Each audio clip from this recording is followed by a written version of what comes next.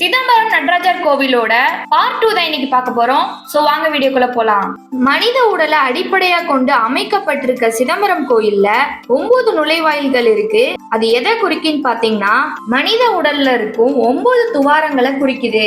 மனிதன் ஒரு நாளைக்கு சராசரியா 21,600 தடவை சுவாசிக்கிறத விமானத்துக்கு மேல இருக்கிற பொற்கூரையில அதே 21,600 தங்க தகடுகளை வச்சு செய்யப்பட்டிருக்கு.